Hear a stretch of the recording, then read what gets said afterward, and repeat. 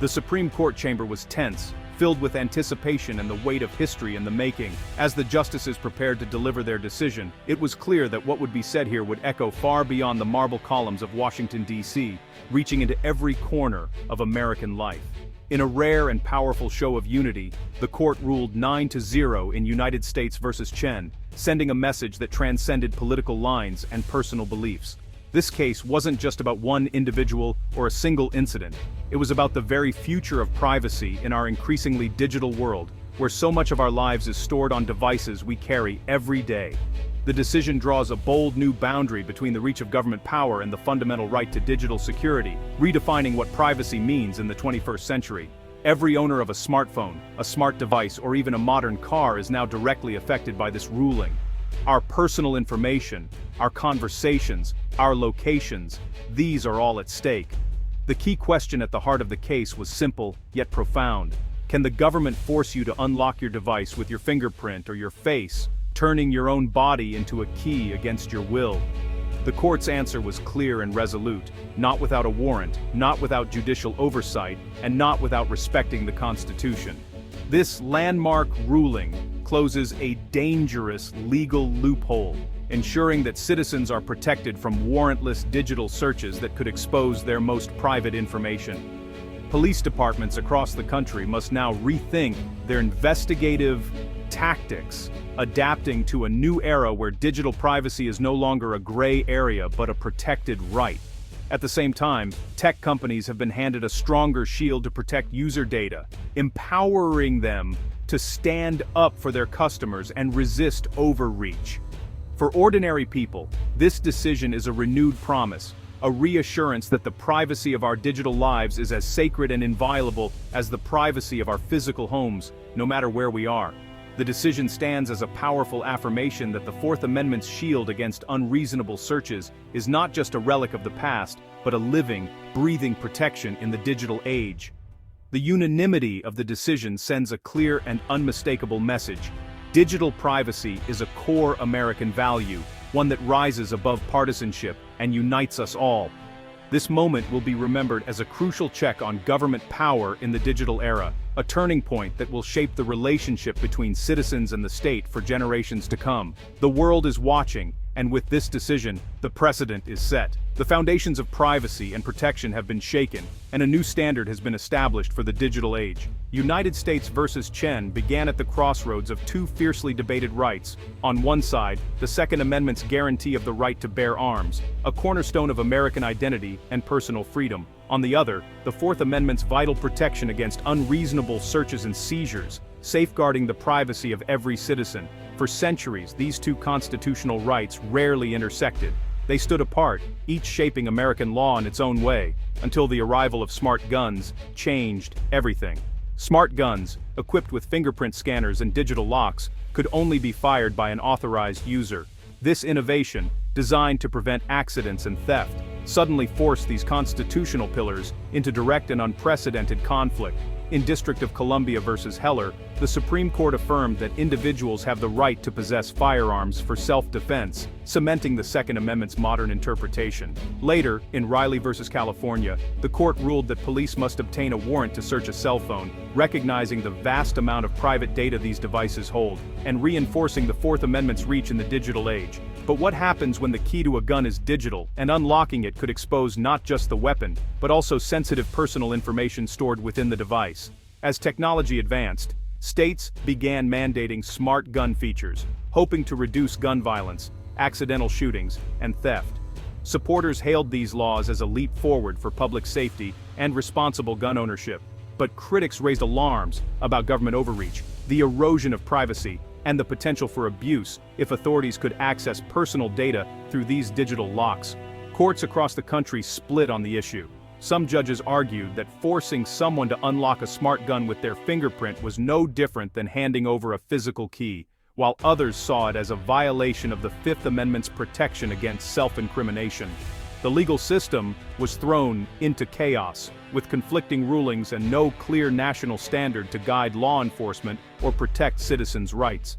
This confusion made Supreme Court intervention in United States versus Chen not just timely, but absolutely essential to resolve the growing uncertainty. The case would ultimately decide whether digital privacy or public safety should take precedence in the age of smart technology, setting a precedent for future generations. The stakes were enormous. The outcome would shape the future of both gun rights and digital privacy in America, affecting millions of citizens. Across the nation, people anxiously awaited clarity, knowing that the court's decision would echo far beyond the courtroom. The Supreme Court was about to deliver its historic ruling, one that would define the balance between liberty and security in a digital world.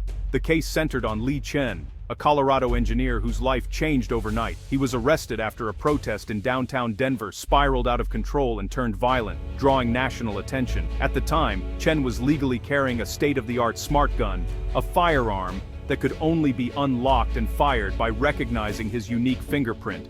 Police quickly seized the weapon, convinced that its internal digital logs might contain crucial evidence about what happened during the chaos. But there was a problem. The gun's data was locked behind Chen's fingerprint, and without it, investigators hit a digital wall. Prosecutors obtained a court order demanding Chen unlock the device. Chen refused, invoking his constitutional rights and arguing that being forced to use his fingerprint was a violation of his privacy. The government countered that a fingerprint was nothing more than a physical identifier, like a key, a blood sample, or a DNA swab, something the law could compel. But Chen's lawyers pushed back, arguing that in the digital age, a fingerprint isn't just a physical trait, it's the gateway to a person's private digital world. Forcing someone to use it, they said, was no different than demanding the password to their mind, and amounted to a warrantless search. They cited the landmark Supreme Court case Riley v. California, which held that police need a warrant to search a smartphone. If phones are protected, they argued, so too should be smart guns and other digital devices. The lower courts were divided. One sided with the government, saying public safety outweighed privacy, while another ruled in favor of Chen, emphasizing constitutional protections. Ultimately, the 10th Circuit Court of Appeals decided that compelling someone to unlock a device with their biometric data is indeed a search, and requires a warrant. The court made it clear, the government's need for evidence does not override the fundamental rights guaranteed by the Constitution. With federal courts across the country split on the issue, the Supreme Court was called upon to resolve the conflict once and for all. The central question: can the government force you to unlock your digital devices, be it a phone, a gun, or a computer, without first obtaining a warrant? The answer would set a national legal standard, shaping the future of digital privacy and law enforcement powers in America. The stakes had never been higher, as millions watched and waited to see how the balance between privacy and security would be struck in the digital age. On December 12, 2025, the Supreme Court delivered its unanimous verdict in United States v. Chen. The court ruled the government must get a warrant before compelling anyone to unlock a device with their fingerprint, face, or iris. This applies to all personal electronics: phones, laptops, smart guns, even cars. The justices rejected the idea that a fingerprint is just a physical act. It's a key to your private digital life. Unlocking a device is an admission of ownership and control, making it a search under the Fourth Amendment. The court emphasized the vast, sensitive data stored on modern devices. Law enforcement can still access data, but only with a warrant and probable cause. The ruling balances investigative needs with constitutional rights. It's a procedural safeguard for the digital age. Chief Justice Roberts, writing for the court, focused on adapting timeless constitutional principles to new technology. He dismantled the government's analogy. A fingerprint isn't a key, it's part of you, and using it to unlock a device is a cognitive act. Unlocking exposes private information, just like opening your home to a search. Roberts drew on Riley v. California, affirming that digital devices deserve full Fourth Amendment protection. The ruling isn't a barrier to justice, but a reinforcement of it. Requiring a warrant ensures searches are based on evidence, not convenience. The constitutional process is a bulwark of liberty, not a burden. Law enforcement can still do their jobs, just within constitutional boundaries. Justice Ketanji Brown Jackson wrote a separate concurrence, pushing the court's reasoning further. She argued the real issue isn't just the act of unlocking, but the sanctity of encrypted data itself. In her view, the method of protection, fingerprint, password, or future tech, is secondary. The core question: can the government force you to decrypt your private data? Jackson warned that future tech might not require any physical act at all. Her opinion urges courts to protect the digital self, not just the physical act. The Constitution, she wrote, must evolve with technology. Her analysis ensures today's decision will protect digital rights for years to come. The Chen ruling sent shockwaves through politics, business, and society. Civil liberties advocates and gun rights supporters alike praised the decision, pressuring Congress to codify digital privacy protections. Tech companies now have clear legal backing to resist warrantless data requests, boosting user trust. The firearms industry can innovate smart guns without fear of government overreach. For citizens, there's new confidence that digital lives are private. Police must adapt, but constitutional policing could rebuild public trust. The decision rejects the idea that we must trade privacy for security. It's a turning point in the debate over technology, rights, and public safety. Professor Elena Vance of Stanford calls Chen the most important Fourth Amendment case in a decade. She says the decision establishes a digital sanctity doctrine, treating encrypted digital lives with the same reverence as our homes. By grounding the ruling in the Fourth Amendment, the court created a broad, durable shield for privacy. The decision protects everyone, not just suspects, and will be hard for lawmakers to weaken. Its unanimity sends a powerful message: digital privacy is an American value. The ruling will influence global standards for privacy and freedom.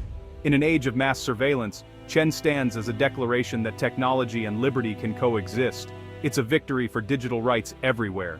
United States versus Chen is more than a legal decision. It's a new chapter for American rights in the digital age. The court's unanimous ruling ensures our digital worlds are protected from unreasonable government intrusion. Our constitutional rights expand with our technology, not shrink. Citizens can embrace new tech with confidence, but must remain vigilant in defending privacy. Lawmakers and tech companies now have a clear mandate to innovate responsibly. The decision is a framework for progress, not an obstacle. The strength of our rights depends on all of us. The Chen decision is a call to action: discuss, defend, and demand digital privacy. The court has handed us a powerful tool. It's up to us to use it and ensure liberty endures in a changing world.